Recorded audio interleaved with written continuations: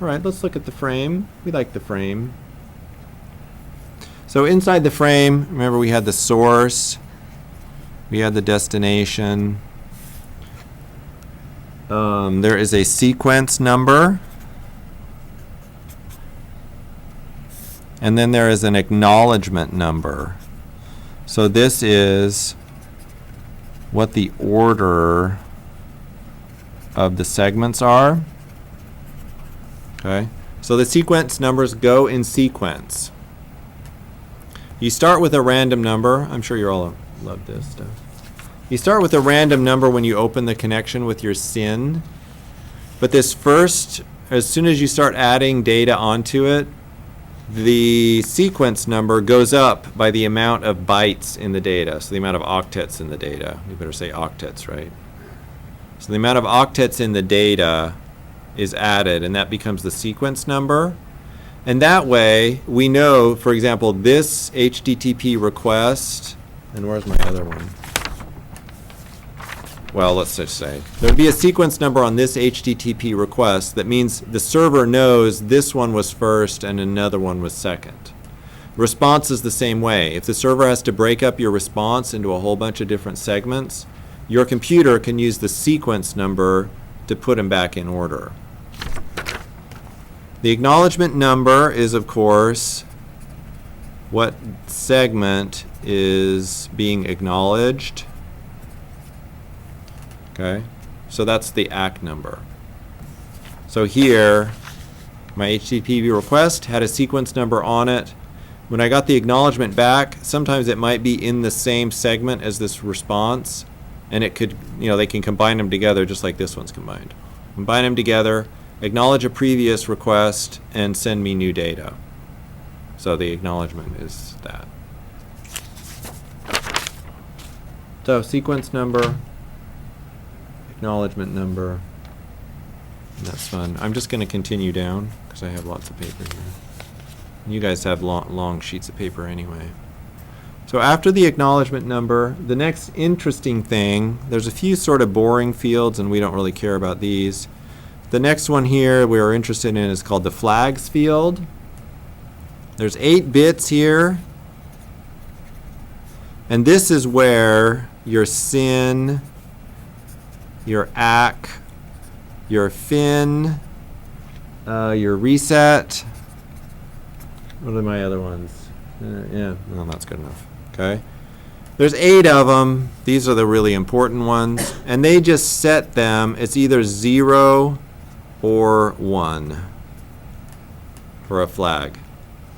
So when you have, for example here, a SYN and an ACK at the same time, that means the SYN flag is set to 1 and the ACK flag is set to 1. And then you can see that. I would have a new sequence number because that's a new SYN, and my acknowledgement number would be the sequence number of the packet that came from the client. Oof, this is a lot of keeping track of stuff, huh? So flags. Oh, this one's a good one. Sorry, I didn't put enough space here. This next field is called window size. This is one of the ones, it's not going to be on the exam, but I want you guys to know what it does, because this one is really cool, actually. Window size. I need to put that in there. Oh, yeah, that's okay.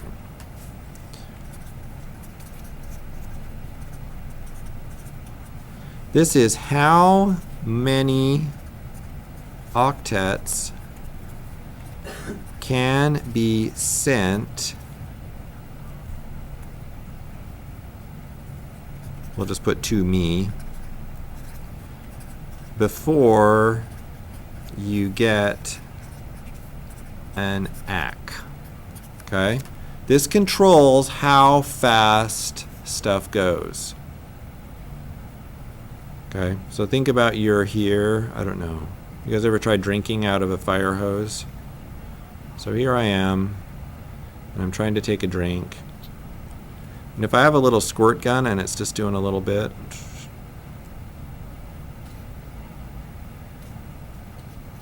okay, I can handle a squirt gun, right? Squirting into my mouth. But if I have a fire hose, that's too much. All right, so the window size is basically to say how big of a jet stream to pump at me. What can happen, we'll draw our computers now. What can happen if I kind of have high latency is the server, let's say I'm watching a movie, and the server might want to send 100 segments. Okay, let's go per second. So I have a super fast connection. We'll put ideally. So ideally, the server could send me 100 segments per second. But in reality, what happens is my window size equals, and let's just put a small number here. Let's say we're going to get 100 octets. So that tells the server, instead of being able to send 100 segments per second, it can only send me one.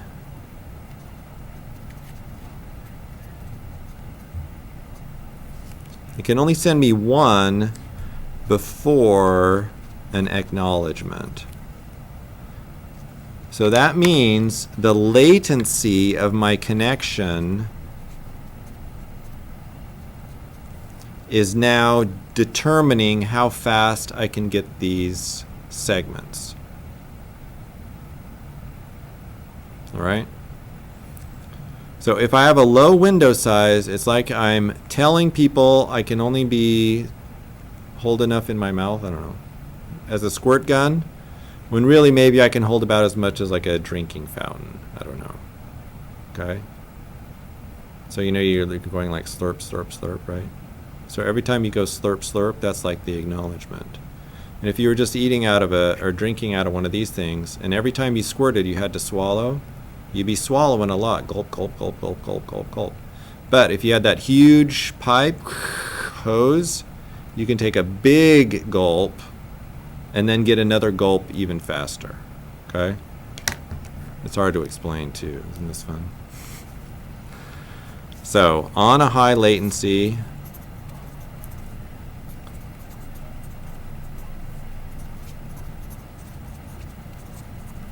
you need a high window size.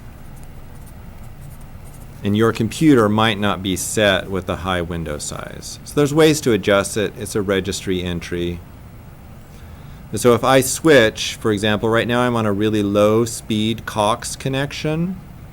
And if I upgraded to, say, Google Fiber, right, which is 10 times as fast, I might go to watch, I watch Hulu all the time, right?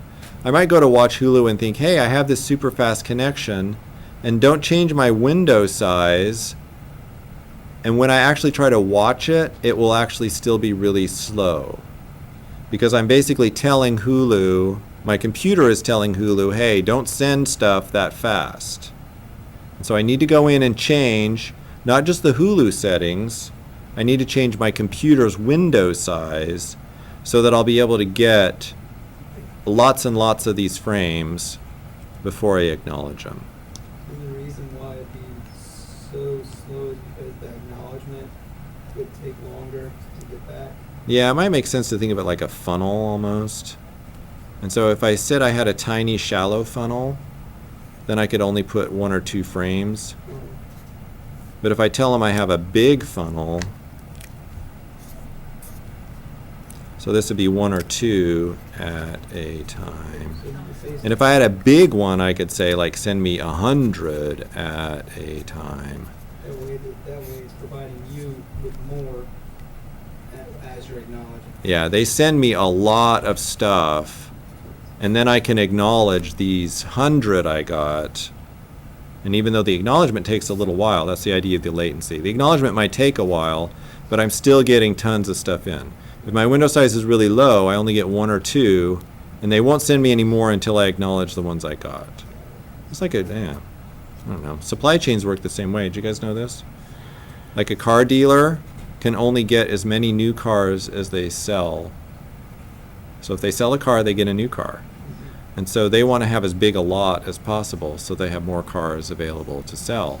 But they won't send you any more cars because you haven't sold any of your old cars. So would this be a way of like kind of, you said you can adjust your window size, that'd be a way of kind of increasing your internet connection speed? Yes, this is a possibility.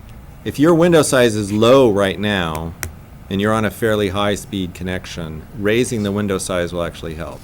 If you're on a really, it's truly slow, like you couldn't get 100 at a time, and you say I can get 100 at a time, you'll lose a bunch of those, right? And that's oddly enough, it's okay because the server is just going to resend them. Right. You'll lose them, sort of when it gets into Cox, and it's kind of mean, but you can kind of just set this fairly high, and it usually doesn't matter.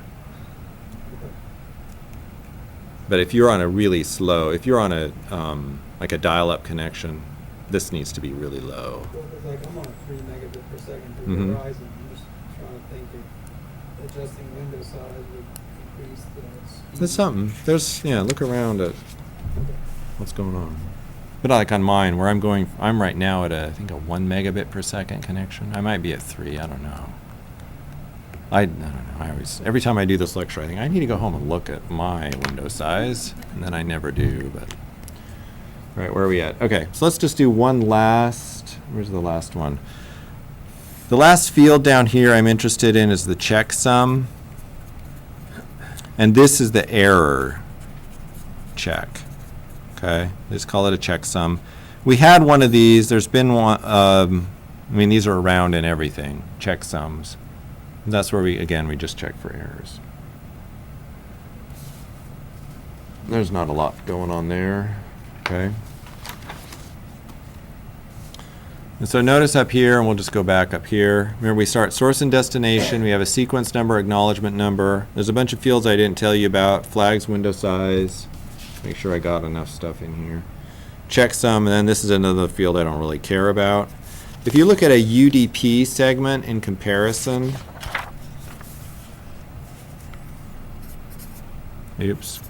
UDP, again, we are connectionless here, and we're unreliable. There's not a lot that UDP needs to do. And so all it does is it has the source port, it has the destination port. Okay, that's the same as in TCP. Okay, but we don't have to keep track of acknowledgements and sequence and all that stuff. So we don't need to worry about that with UDP. We just need, there's a length field, which I didn't tell you, it's one of these over here, I think. Where is it? Where is the length field? Rats, where did that end up? Okay, it must be around somewhere. They just have a length field and a checksum. Because they still do check for errors, they just don't. Oops, down here is data. They still check for errors, they just don't fix them. So UDP is a lot simpler. Again, there's no sequence acknowledgement number. We don't need these flags, window size stuff. But there is a checksum and basically that. So the header, we'll just say it is much smaller. Being connectionless, unreliable. But one thing to note here is there is no flow control on a UDP segment. Okay? So if you're communicating over UDP, they will send you stuff as fast as they feel like it needs to be sent, just as fast as they can send it. You guys remember when we talked about BitTorrent? Let's go back up to BitTorrent here. Remember BitTorrent? And I told you in BitTorrent, they check for errors.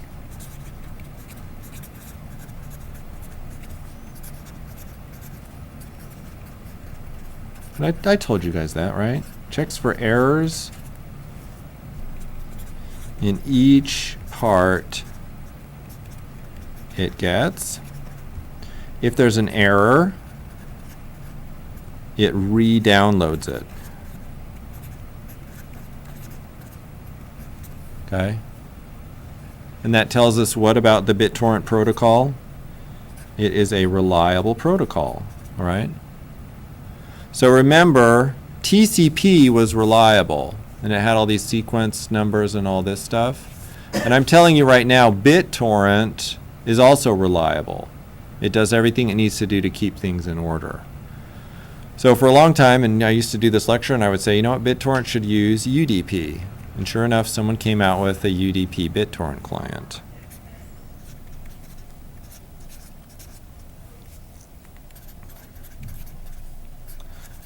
But the problem is